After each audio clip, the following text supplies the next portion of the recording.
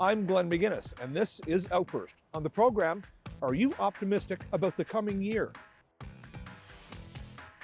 Yeah, I'm very optimistic. It's going to be a good year. More than last year. I'm optimistic about the country. Optimistic. I don't have time for optimism. I have time for realism. But first, as chronic wait times continue in hospitals across the country, many Canadians are wondering how bad things will get before they get better. In Nova Scotia, the families of two women say their loved ones died while waiting for care too long in an emergency room, which has resulted in that province looking forward to making changes to emergency care down the road. Many people will tell you the reason behind this is the lack of doctors nationwide. And until we fix this problem, we can expect more of the same. So we took our cameras out to ask people how we can get out of this mess and get doctors back in to our communities. Our question: how should Canada address its family doctor shortage? We need to attract more doctors to the region by making them competitive to the rest of Canada. And how can they do that? Increasing funding locally, and attracting, making incentives to make physicians want to come here and stay here. Oh, that's a problem. It's ongoing. Nobody can fix that, and it has a lot to do with the supply of doctors.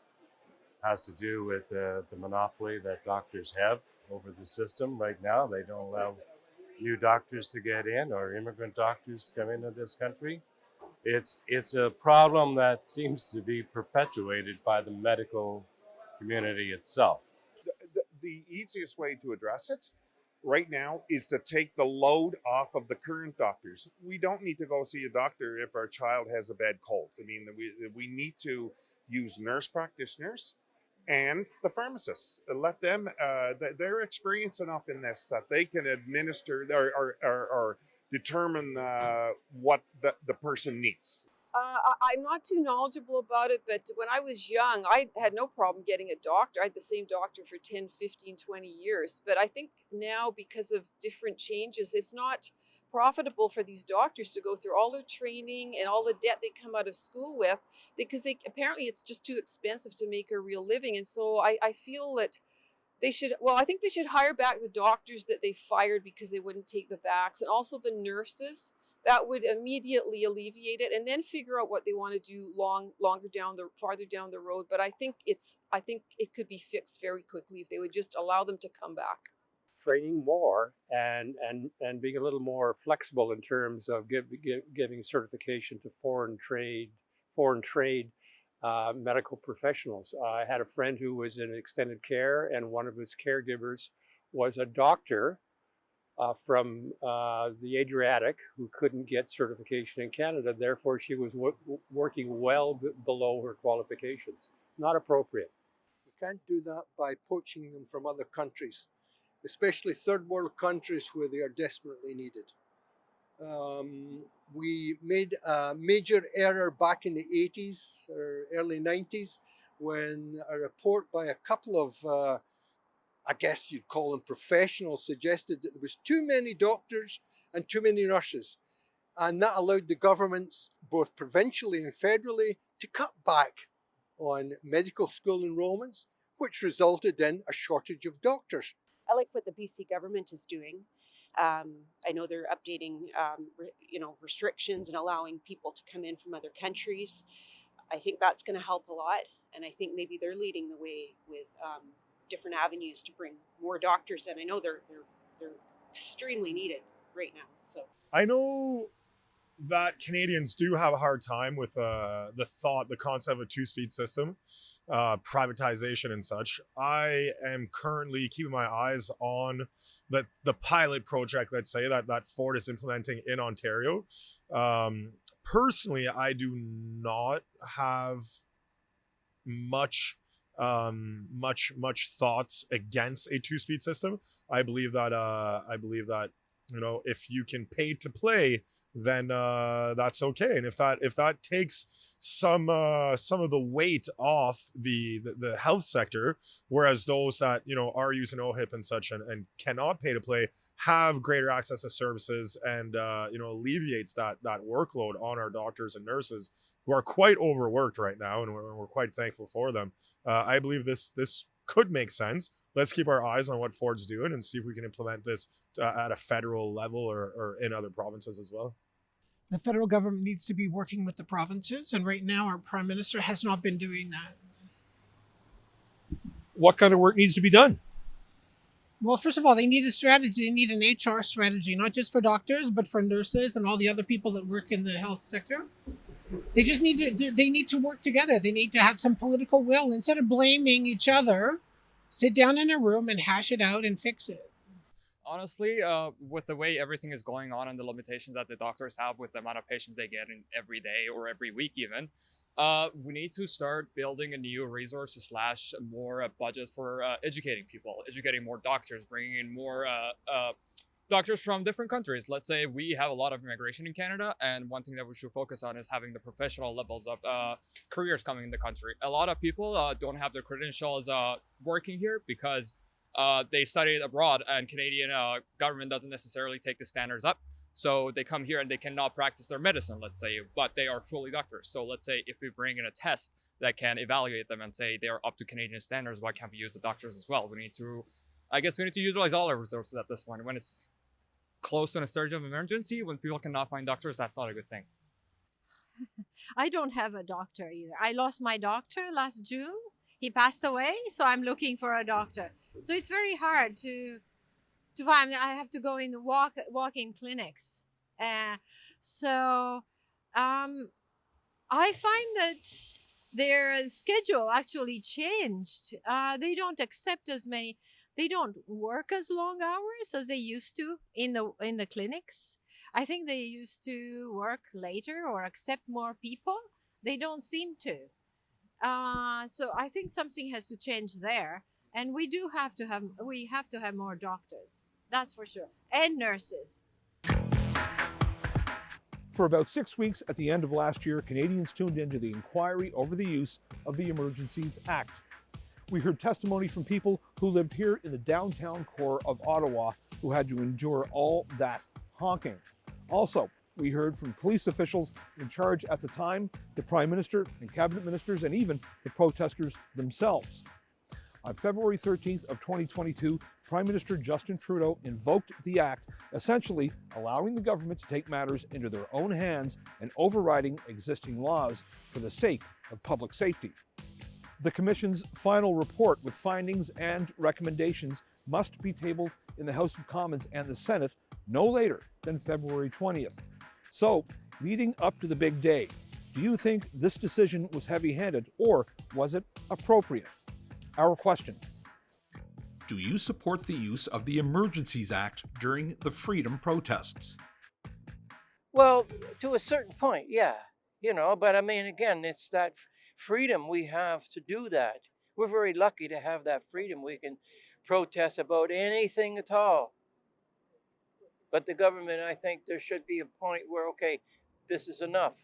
Oh, definitely, I support that Emergencies Act. I think it really brought the stops to what was going on. That was pretty frightening, and I think really a copycat of what was going on down in the States. And I don't want to see that again. I think government should have the tools to do what is necessary to bring those kinds of protests to a close. It was really disruptive for all Canadians, really.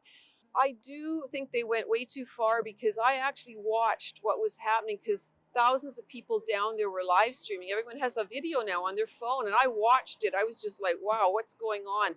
And I saw what really happened, and the way it was portrayed, that it was all a bunch of terrorists running amok in Ottawa. I'm sure there were a few bad apples, but I watched the whole thing for the 3 weeks from morning, noon, and night. And I didn't see anything that would cause our Prime Minister to label them terrorists. And I think they've really been very I just think it was really wrong. I think the thing that I'm upset about is he tarnished our flag by associating that they had stolen our flag. It's every Canadian's flag, and they have a right to fly it. And I feel very upset about that, actually. I love my country, and I think that that's really shredded our culture and our trust with our countrymen. So I wish he hadn't done that. I think he made a big mistake. The Emergencies Act, as I understand it, and watching some of the Commission's deliberations, I think the government was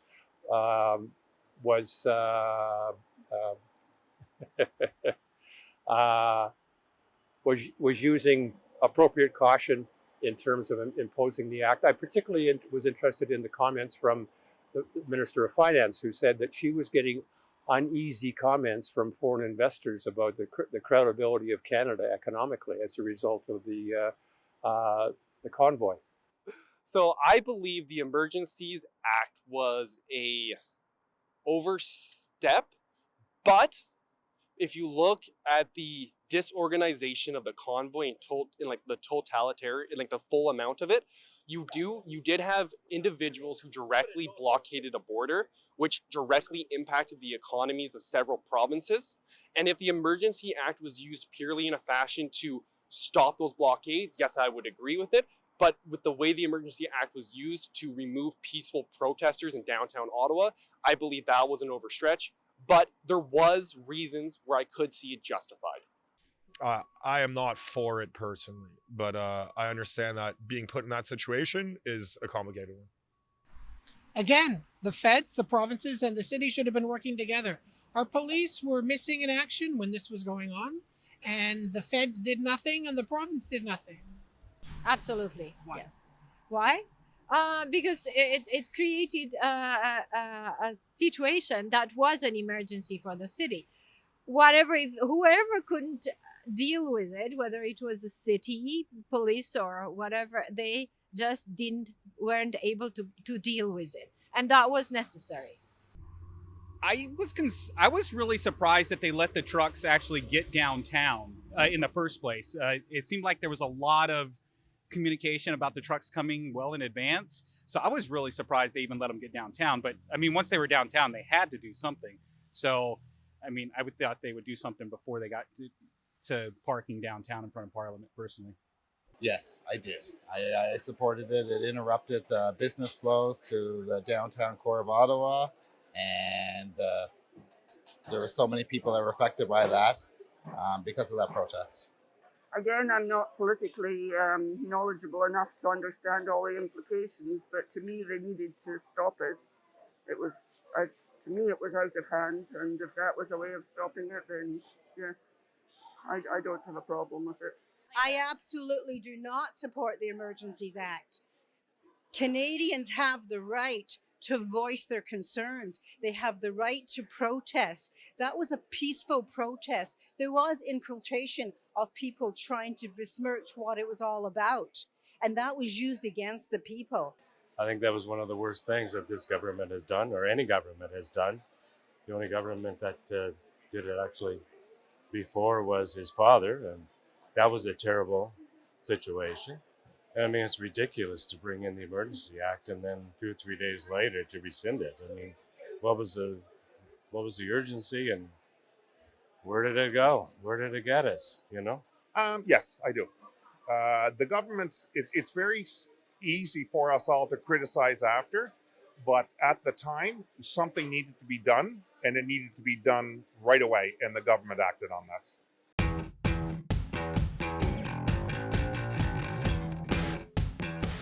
The Senate of Canada consists of how many seats?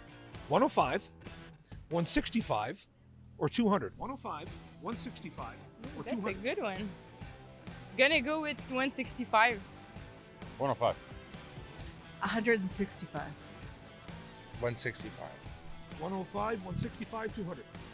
105. 200. 165. 105. That would be the correct answer.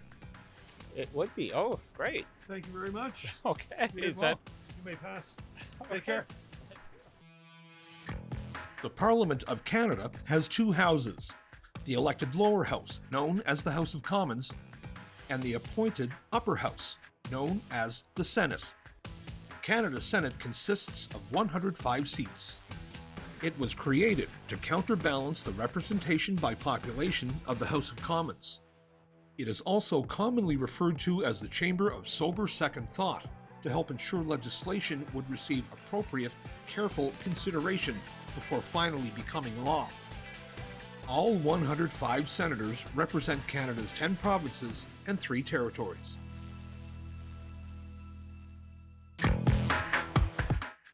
Canada has long been considered one of the world's wealthier nations, but the way we handle our finances, especially over the last few years, has come under the microscope multiple times. High interest rates, high inflation, and a looming recession has many of us worrying about our economy. The OECD has predicted that Canada may have the worst economic growth amongst advanced economies around the world. So we took this question to Canadians. How would you rate the federal government's handling of finances? I'm very disappointed by the Liberal handling of the finances. It's like they're not keeping track of what they're spending. Can you give me an example of what you're talking about? Well, the whole pandemic, they just poured money out to people that weren't supposed to get it, and they're not clawing it back. That's your money, that's my money. If you're making references to, for example, the defense purchases of the latest airplanes, F-35s, are they necessary? Some people will say no, some people will say yes. That's a big budget. That's in the budget. Do we need? We have a big country. We have to protect it. Yes. We need submarines. Yes, we do. Especially under the situation that we are right now, or everybody feels we are in with what's going on with Russia. We probably do need the rest of the things. It's health and defense. I think they're the big things that we have right now. You know, being an individual in their early 30s right now, and dealing with the rates of inflation, the hikes of interest rates, for housing, for loans in general, credit card rates going up, it's a nightmare, right? And I do not understand how anybody in politics, with all the advisors that they have that must have doctorates in economics and such, who have already seen periods of inflation happen in our history. And I am now aware that printing money creates inflation, right? Creates a larger sum of money overall, and that, a larger demand, and therefore higher rates of everything. I'm not sure why they would have done that. Like, I understand some people needed assistance, but surely there could have been a different way to do it that doesn't put, young individuals like myself in the situation we're currently in. That, home ownership right now is a dream, right? An ideal that is almost not realizable anymore, until interest rates go down. And yeah, I would give a 2 to their management of finances out of 100. I would probably rate it at a 7 or something like that. I mean, they could, I think there's a lot of room to improve, but it's a difficult time for them also. So I think generally it's not too bad. I don't know. I mean, the Liberals spend a lot, but I don't know. It's like, I guess I always sort of feel like they're sort of we don't have really great options, and everyone sort of makes poor decisions. But I don't know, the Liberals seem to be the best of the worst, if that makes sense. Ultimately, they're doing the best they can with what they have. That's the way, as taxes keep increasing, prices keep increasing, they're managing more money. How they're managing it, I don't know. It's a bit of a black box, frankly. I don't know how the government decides to finance what they finance, but how are they doing? Okay, I guess. Honestly, I'm not too versed in the financing of the federal government. I know that inflation is a global issue, so it's hard for Canada to just be not a part of that, I guess. Well, the economy is doing pretty well, so I know they had to spend quite a bit of money, but I think it was necessary to keep things going. And I think as a result, we're seeing Canada's doing really well. I mean, we're seeing the economy's bounce back. I see it here in Victoria. The shops are open. There's new shops opening. People are spending. I think, it was money well spent. Well, I think the jury's still out. I can tell you one thing: it's not directly related to financing, but it's related to how affordable housing is being financed in Canada. As you may know, the Auditor General came out with a scathing report of the federal government's $88 billion housing plan. It appears to have no rules, it appears to have no oversight, and appears to not be focused on the people who need housing the most. Well, I believe in the last few years, it's been a very difficult time for any government. But I do believe there was too much handing out of money, and there wasn't enough procedures to make sure that money was being handed out to the right people. There are people who lost their jobs, who needed a way to pay their rent, they needed food, you have to live, right? And they had no way of doing that. And the government supplied a solution. But that solution they provided was not well vetted, was not well established, and it was too easy for any random person to go and collect from it. And I believe that there was an attempt to do good, but through a lack of ignorance and honestly virtue signaling to try to be, oh look, we're taking care of the people, allowed for massive misjudgments when it came to the economy of our times. But also, I believe our COVID lockdowns went on for way too long, but it is what it is. You can't just be printing money because it causes so much inflation. Someone's going to have to be paying for this, and if it's not us, the next generation will, and it's going to be so hard on them. And if we think that it's hard on them now, it's going to be much harder on them in the future. Well, again, I'm not too knowledgeable, but I've seen Chrystia Freeland throwing a lot of big numbers out there, and it's rumors that they're printing the money in the basement all the time. If I ran my budget that way, I would be like, that's terrible. They should really be more sensible with their spending.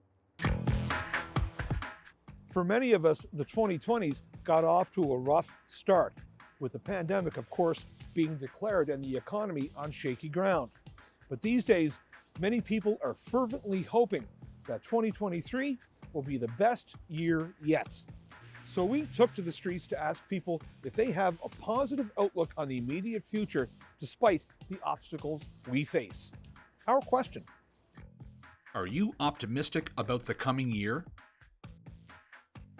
Yes, we are, because we are coming from China to Charlottetown last year, and this is the first winter we spent here, and we're looking forward for a big storm and big wind, big snow, but we are up to now we are not get that. About the coming year, yes, we are quite happy with the coming year. I think everything's getting better. I think it'll be better. I hope it'll be better. Why is that? Well, we've got vaccines now for the Omicron, and hopefully that'll help. And I think people are just ready to look for something better if necessary. You have to look. Yeah, I'm very optimistic. It's going to be a good year. It's going to be really good. Well, I think we've had such a hard time with the hurricane, with the recession that's going on. I think people are bouncing back. I think they're optimistic. You have to be optimistic at the beginning of the new year. So it's looking good. Things are going cycles, so they go up and they come down. I think we're on that cusp now where we're heading back up. Yes. So far, it's good so far, but they can up and down here and there. So as I said, I just hope for the best, so things can work out for the betterment from myself and my family, and we can enjoy living here. Yes, I am optimistic. It's been a tough year for everybody, and I think it can really only go up from there. I'm optimistic for the second half of this year, not the first half as much. Just the economy with, we're gonna have a little bit of a recession, I think, not bad, and then the last half of the year, I think we'll do very well as far as economically. Yeah, Well, I'm optimistic about me. I'm optimistic about my family, and I guess by extension, I'm optimistic about the country. That is assuming that we don't have Mr. Putin doing anything rash. I am actually. I see a positive time ahead. I know that they're looking at a bit of potential of a recession, but I see, there's lots of jobs for people. I know my job's secure, so I'm happy about that. So all in all, I feel that we're in good shape despite some gloomy forecast ahead. But it seems like things are on track for the most part. I don't think the calendar changing is going to change a lot, Yeah. But you can always hope. I am. I'm very optimistic because I love my country, and I think that we're going to come through this. I think it was a traumatic thing that happened in Ottawa. I think it put a huge wound in our culture, in our country. But Canadians are very strong people, and I think we'll just, individually, we have to be kind to one another. We have to be respectful. And a difference of opinion is not a hate crime. And if I disagree with an opinion someone has, it's not a phobia. I hope you don't edit that out. I really want to spread that message. We need to go back to being civil to one another and not being aggressive because we don't understand the other person's position.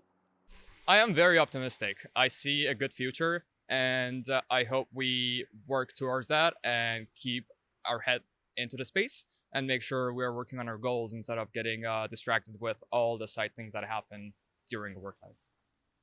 More than last year. Why? Tell me why. Why? I think, first of all, because I think we're more immune to COVID-19. Okay? And that's one of the main things. One of the main reasons why I'm more optimistic. The rest, hopefully, there is going to be some good, more optimistic. Well, I don't know what's going to happen with Russia, Ukraine, but hopefully something positive will happen. Something positive. But the rest, I think it's okay. Yes, I am. Mainly because hopefully we've seen an end to the pandemic, at least a lot of the ups and downs and the starts and stops. It looks like everybody's starting to equal out. This week, Department of National Defense and the federal government in Canada started coming back to work, which is awesome. I work with them a lot, so seeing them back in the office is really going to help us get that in-person cooperation back together. Thanks for watching this episode of Outburst on CPAC. If you have any comments about this show or any other show, you can find us on social media. You can also find us on our website at www.cpac.ca. I'm Glenn McGuinness, and on behalf of my colleagues at the Cable Public Affairs Channel, thanks for watching. We'll see you next time.